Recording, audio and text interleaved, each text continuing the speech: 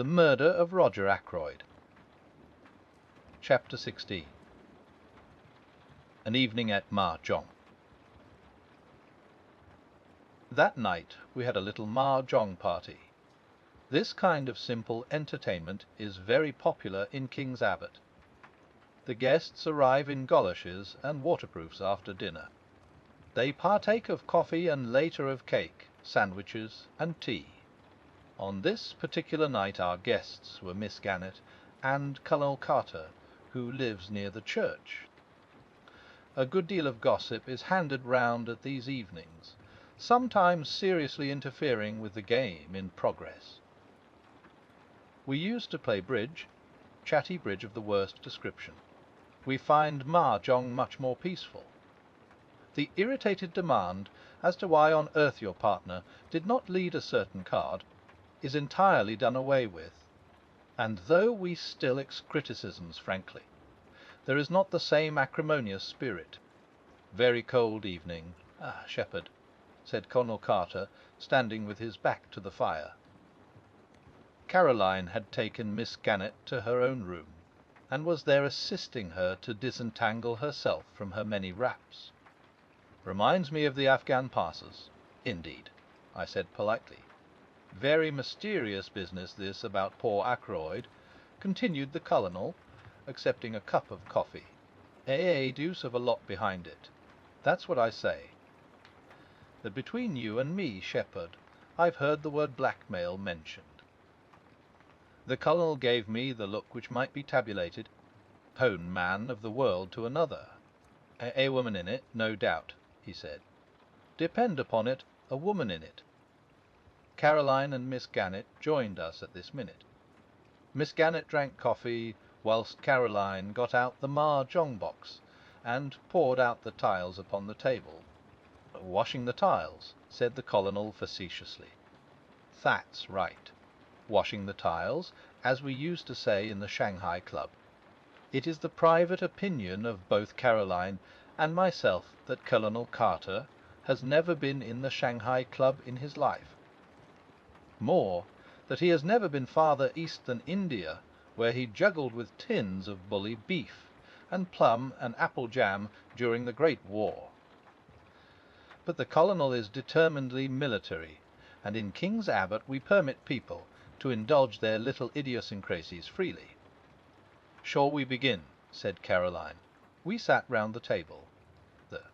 For some 5 minutes there was complete silence, owing to the fact that there is tremendous secret competition amongst us as to who can build their wall quickest. "Go on, James," said Caroline at last. "Your east wind." I discarded a tile.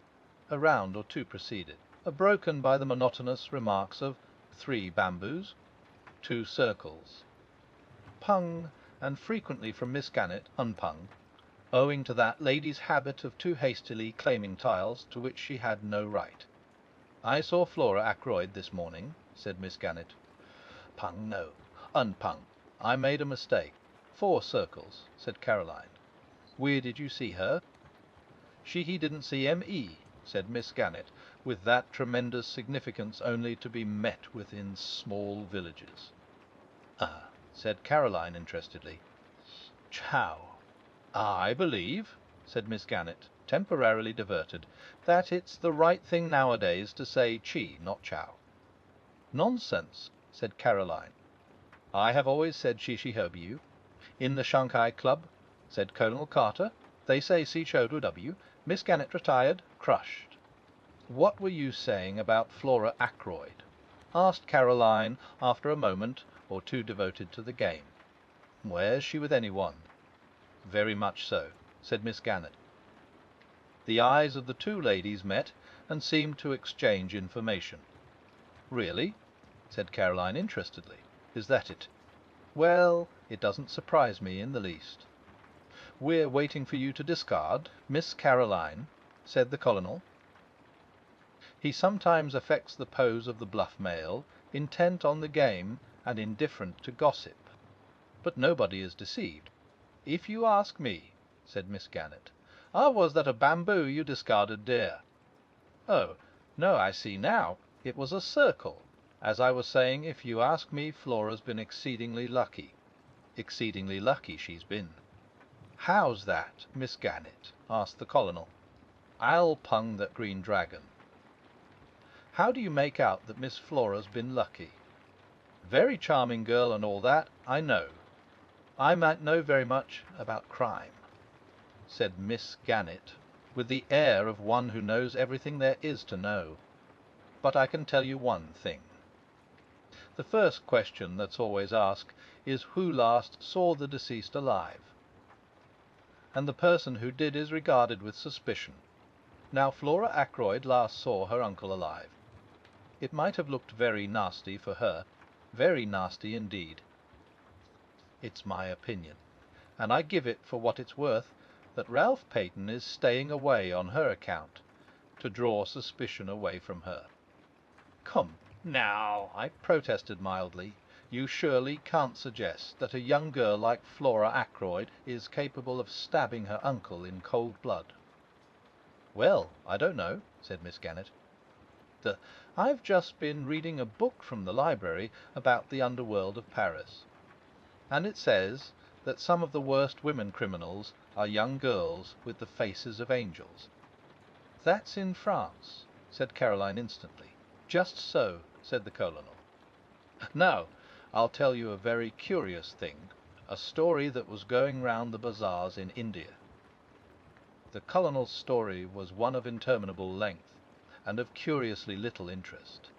A thing that happened in many years ago cannot compare for a moment with an event that took place in King's Abbott the day before yesterday. It was Caroline who brought the colonel's story to a close by fortunately going mahjong. After the slight unpleasantness always occasioned by my corrections of Caroline's somewhat faulty arithmetic, we started a new hand. "East wind passes," said Caroline. "I've got an idea of my own about Ralph Peyton. 3 characters. But I'm keeping it to myself for the present." "You dear," said Miss Gannett. "Chow, I mean pung." "Wes," said Caroline firmly. "Was it all right about the boots?" asked Miss Gannett. "Thea being black, I mean." "Quite all right," said Caroline. "What was the point, do you think?" asked Miss Gannett. Caroline pursed up her lips and shook her head with an air of knowing all about it. "Pung," said Miss Gannett. "Unpung. I suppose that now the doctor's in with M. Poirot he knows all the secrets." "Far from it," I said. "James is so modest," said Caroline. Utter concealed Kong. The colonel gave vent to a whistle. For the moment gossip was forgotten. "Your own wind, too," he said. "And you've got 2 pungs of dragons. We must be careful. Miss Caroline's out for a big hand." We played for some minutes with no irrelevant conversation. "This M. Poirot now," said Colonel Carter. "Is he really such a great detective?" "The greatest the world has ever known," said Caroline solemnly. "He had to come here incognito to avoid publicity." "Chow," said Miss Gannett. "Quite wonderful for our little village, I'm sure.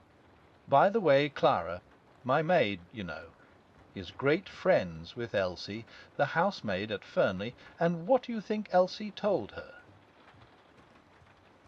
"That there's been a lot of money stolen, and it's her opinion, Elsie's, I mean, that the parlour maid had something to do with it. She's leaving at the month, and she's crying a good deal at night. If you ask me, the girl is very likely in league with a Gange.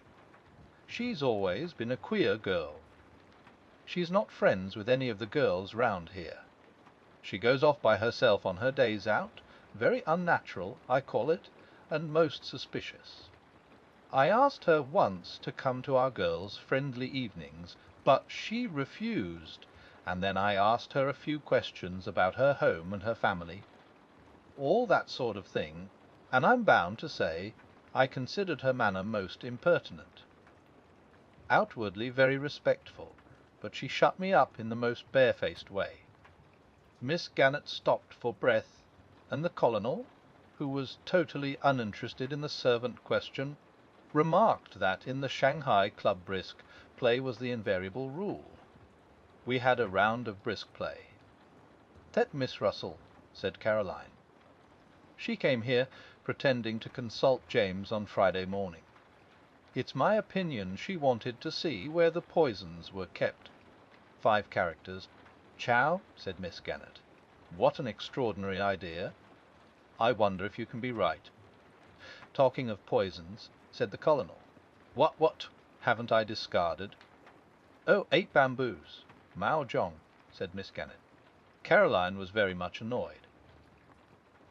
"1 red dragon," she said regretfully, "and I should have had a hand of 3 doubles."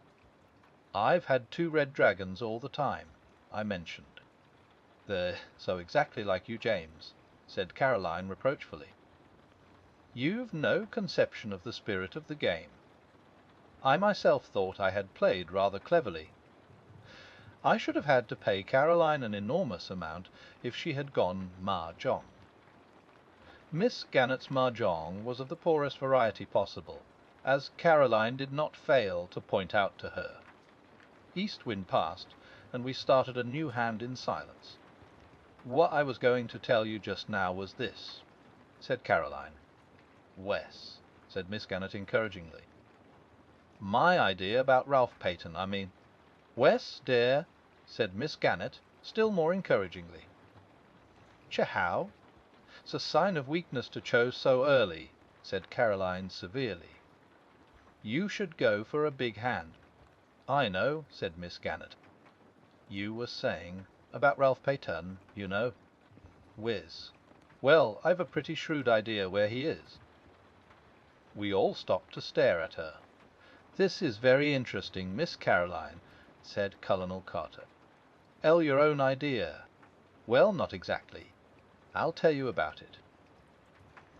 You know the big map of the county we have in the hall?" We all said yes. "As M. Poirot was going out the other day, he stopped and looked at it, and he made some remark. I can't remember exactly what it was. Something about Cranchester being the only big town anywhere near us. Which is true, of course. But after he had gone, it came to me suddenly." "What came to you?" "His meaning. Of course Ralph is in Cranchester."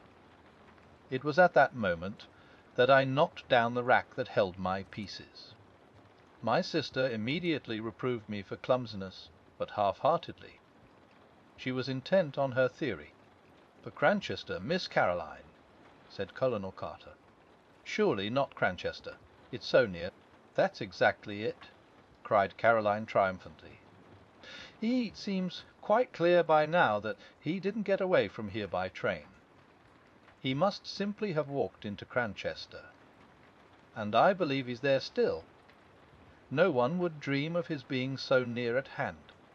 I pointed out several objections to the theory, but when once Caroline has got something firmly into her head, nothing dislodges it." "And you think M. Poirot has the same idea?" said Miss Gannett thoughtfully.